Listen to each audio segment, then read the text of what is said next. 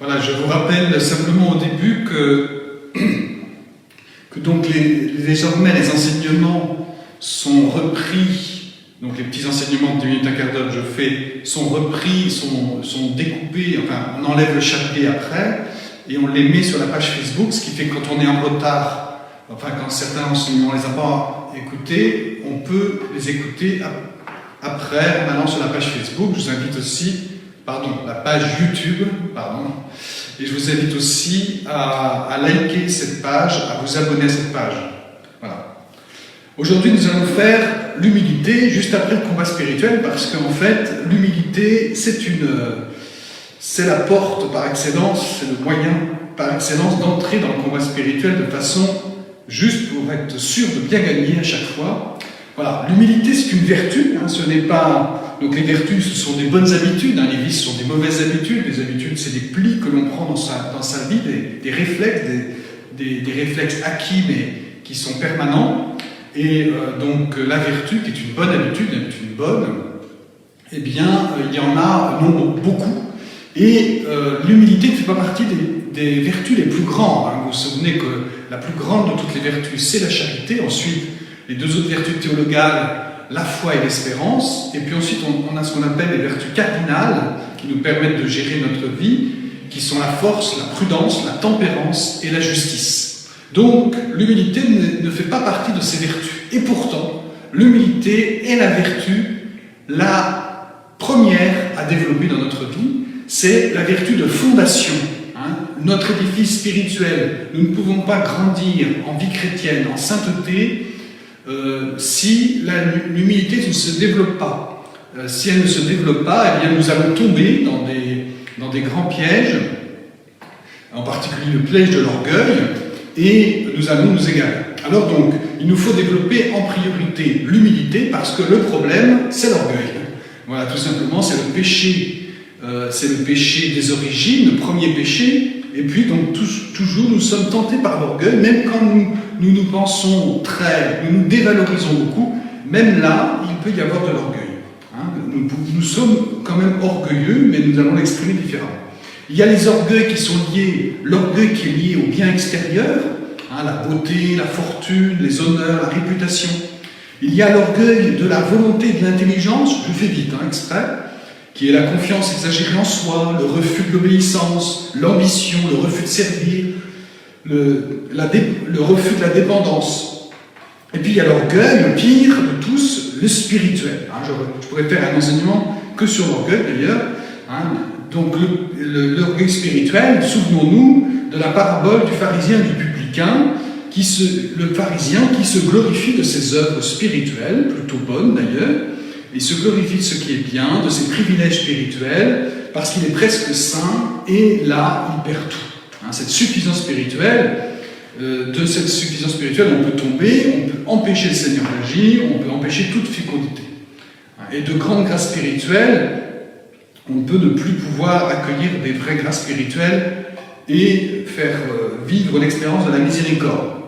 La personne, en fait, dans cet orgueil, s'idolâtre elle-même de ce qu'elle est, ce qu'elle fait, et fait disparaître toute fécondité. Et fait chuter, bien sûr, les plus petits, elle peut même tout détruire, toute l'œuvre de Dieu, et nous le voyons, par exemple, dans l'Église, ça peut arriver régulièrement. Voilà. L'orgueil, donc, il nous faut le lutter, et le moyen de lutter, c'est de développer la vertu à l'opposé de ce vice, de ce péché capital qu'est l'orgueil, eh bien, de développer la vertu, qui est, donc, l'humilité. Alors, l'humilité, elle est considérée par les spirituels, par les pères de l'Église, comme la vertu des vertus, la vertu fondamentale. Voilà. Saint Augustin dit ceci, là où est l'humilité, là est la charité. En fait, cette vertu permet de développer toutes les autres vertus de façon plus facile, plus naturelle. Sans humilité, aucun espoir de progresser. Et l'humilité donne la liberté. L'âme est profondément libre, parce que nous sommes en fait très esclaves de notre orgueil, de tout ce qu'il implique, de tout ce que... Car l'âme n'a plus rien à prouver, il n'a rien à défendre, il n'a plus rien à gagner, il n'a plus rien à perdre non plus. Il est joyeux, attentif et disponible. Il n'a plus peur ni de Dieu, ni des autres, parce qu'il ne craint plus le jugement. L'humilité ne diminue pas, mais au contraire élargit l'esprit. Hein, c'est pas, on peut penser qu'il faut s'abaisser, ben oui, il faut s'abaisser, mais en fait, c'est pas une diminution de l'être, au contraire, l'être s'épanouit, s'élargit, parce que élargit l'esprit et élargit la vie, les possibilités même dans la vie. L'humilité renouvelle nos relations humaines, car simplement, grâce à cette vertu, nous sortons des rivalités, des comparaisons, des soupçons, des frustrations, des jalousies et de toutes formes de manipulation en tout genre. Dans la tradition spirituelle, évidemment, l'humilité a été beaucoup commentée par les spirituels et on trouve différentes définitions des étapes de l'humilité. Hein, une des plus connues, c'est celle de Saint Benoît, qui parle des 12 degrés de l'humilité, qui correspondent évidemment à 12 degrés de sainteté. Hein, alors, c'est un peu compliqué, je vous invite à le découvrir, mais il faudrait mieux, c'est le parti que je vais prendre, c'est de parler de moins de degrés, d'ailleurs je n'aurai pas le temps de parler de tout sinon, mais de parler donc de l'humilité avec deux niveaux, l'humilité raisonnable, ensuite une humilité fervente, dans laquelle rentre, ce que j'aime bien développer aussi, c'est la pauvreté. Et là, je dirais un mot aussi là-dessus. Voilà. Donc, d'abord, deux niveaux dans l'humilité raisonnable. L'humilité raisonnable, c'est ce que, lorsqu'on progresse dans la connaissance de nous-mêmes, dans un regard lucide sur nous, nous découvrons nos talents, que nous reconnaissons, mais aussi, nous découvrons nos faiblesses, nos péchés, notre misère.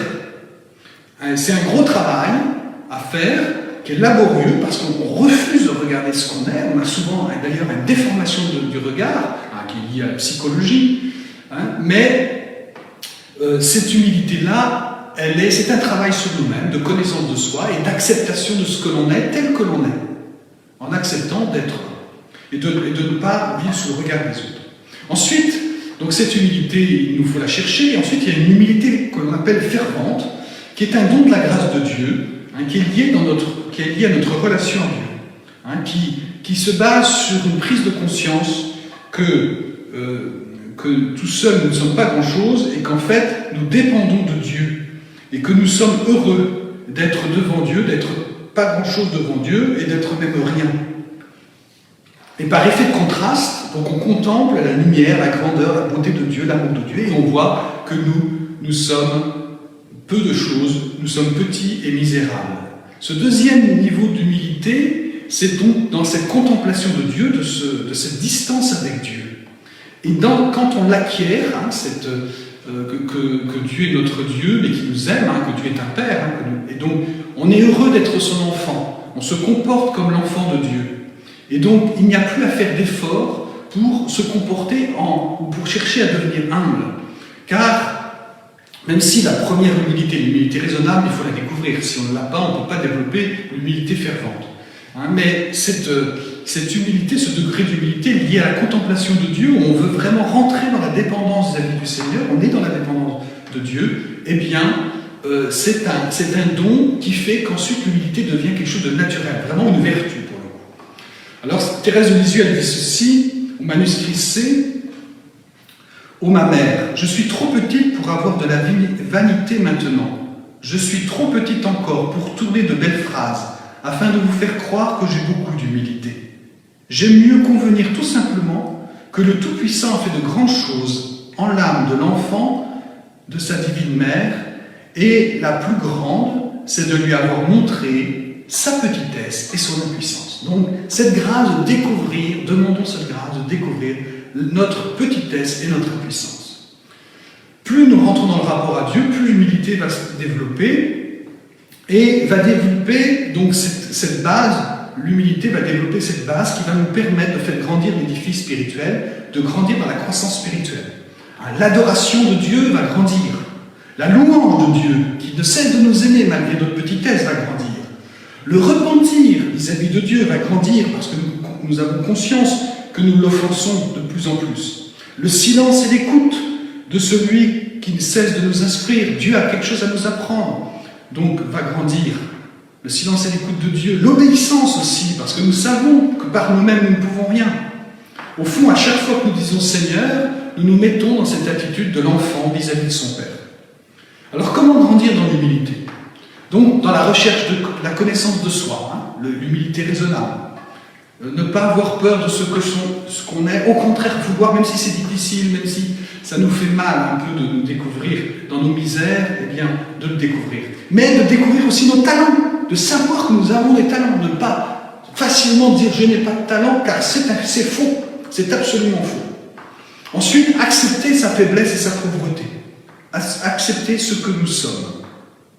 Accueillir aussi l'écharpe qui pousse, qui est dans notre chair, comme dit Saint Paul, cette écharpe de la chair qu'il a demandé d'être enlevée, que le Seigneur lui a laissée parce qu'il lui dit « ma grâce te suffit ».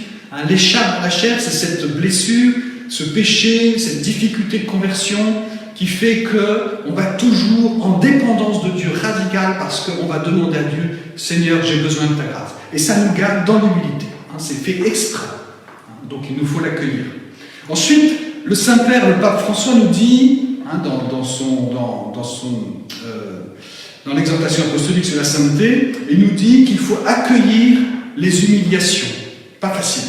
Accueillir les humiliations, source de grâce. Les prendre positivement. Bien sûr, sur le moment, on ne les prend pas positivement. Mais après coup, les accueillir positivement. Il faut prier, contempler, faire oraison. L'humilité fervente ne se développe que si on prie. Et puis, faire prier les litanies de l'humilité. Les prières, il y a des prières, Thérèse de Lisieux par exemple, une prière pour demander l'humilité. Il faut utiliser, prier, demander cette humilité, car c'est une grâce de Dieu. Attention à la fausse humilité. Il y a une fausse humilité qui fait qu'on se dévalorise, qu'on se lamente sur sa misère personnelle ou supposée, qu'on s'accable devant ceux qui nous entourent. C'est une façon subtile et perverse de faire qu'on s'occupe de nous-mêmes. Mais en fait, l'humilité n'a pas besoin de se dire, n'a pas besoin de se lamenter, de se dénigrer. L'humilité, on est comme on est. Et on prend les choses. Ça ne veut pas dire qu'on n'est pas capable de dire qu'on a tel défaut ou telle qualité, mais voilà, c'est indifférent, c'est pas ça le plus important. Voilà, il ne faut pas jouer à l'humble, mais il faut l'être simplement. Puis le démon peut nous suggérer une forme de fausse humilité pour nous décourager. Tu es nul. Ou bien au contraire pour nous faire pécher par présomption. Tu es vraiment humble et tu grandis en sainteté, c'est très bien. Voilà. Enfin, je voulais terminer sur un point, la pauvreté. Jésus nous dit, si quelqu'un veut être le premier, qu'il soit le dernier de tous et le serviteur de tous. Et puis nous connaissons cette parabole aussi où Jésus dit, quand vous êtes invité à un endroit, prenez la dernière place. Voilà, il y a dans l'humilité, dans cette dynamique de l'humilité, il y a un choix. L'humilité, c'est être ce qu'on est, mais on peut descendre plus bas, à l'image de Jésus, dans l'imitation de Jésus, choisir volontairement la dernière place. Voilà. Dans l'Épître aux Philippiens, au chapitre 2, l'hymne, bien connu, très belle, le Christ Jésus, ayant la condition de Dieu, ne retint pas jalousement le rang qu'il égalait à Dieu, mais il s'est anéanti, prenant la condition de serviteur. Devenu semblable aux hommes, reconnu homme à son aspect, il s'est abaissé, devenant obéissant jusqu'à la mort, et la mort de la croix. C'est pourquoi Dieu l'a exalté, etc. La condition de Dieu pour Jésus, pour le Christ, c'est l'humilité. Il est divin. Et pourtant, il choisit de s'abaisser, de descendre, de devenir un homme, de mourir sur la croix pour nous. Et puis ensuite, nous savons ensuite qu'il va instituer même l'Eucharistie, qui va le faire descendre. Voilà, cette humilité de Dieu, le propre de l'amour, c'est de s'abaisser, il s'abaisse. Et bien cette humilité de Dieu, nous sommes invités à la suivre et à suivre et à prendre ce même chemin de choisir la dernière place. Voilà. Et donc, ce n'est pas évident, choisir la dernière place à chaque instant, ne pas chercher de reconnaissance, vraiment servir vraiment avec le plus de désintéressement possible, entrer dans une sainte indifférence par rapport aux remarques, les humiliations, les petites remarques désobligeantes, les compliments aussi. Les compliments aussi, accueillir les compliments humblement, c'est-à-dire sans que ça nous fasse grand-chose en fait. Voilà. Donc, accueillir, choisir de prendre la dernière place. Voilà. Et puis donc, comment faire? Eh bien, passer par Marie, hein, la Vierge Marie. Demander au Seigneur de grandir en nous. Il faut qu'il grandisse et que moi je diminue. Mettre en application bien sûr les paraboles. Prier, bien sûr, toujours, car c'est une grâce. Voilà. Et puis, toujours dans l'Épître aux Philippiens, juste avant cet hymne, Saint Paul nous dit « Ne soyez jamais intrigants ni vaniteux, mais ayez assez d'humilité pour estimer les autres supérieurs à vous-même. » Voilà. Choisir de considérer les autres toujours supérieurs à nous-mêmes. Voilà, que le Seigneur nous aide donc à cheminer dans cette humilité, car si nous développons cette vertu, nous sommes certains de devenir très très rapidement des saints.